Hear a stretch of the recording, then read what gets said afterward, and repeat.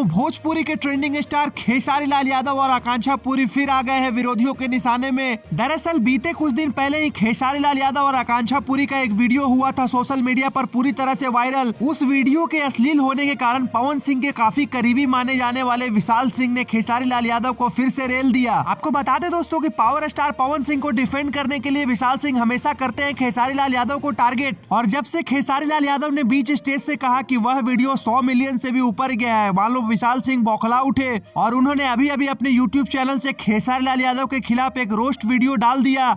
यह वीडियो देखने के बाद तो यह फिक्स है कि खेसारी लाल यादव और पवन सिंह में विवाद फिर से बढ़ने वाला है, क्योंकि विशाल सिंह जब भी खेसारी लाल यादव को टारगेट करते हैं तो खेसारी लाल यादव को लगता है कि पवन सिंह ही विशाल सिंह से खेसारी लाल यादव को टारगेट करवा रहे हैं।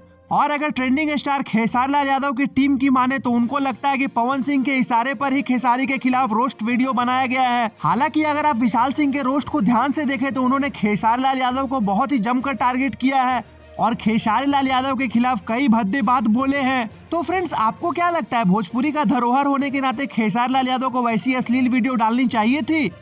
कमेंट बॉक्स में अपनी राय जरूर दें और हमारे चैनल भोजपुरिया भास्कर को जरूर से जरूर सब्सक्राइब करें दोस्तों, और जल्द से जल्द हमारे फैमिली मेंबर का हिस्सा बने।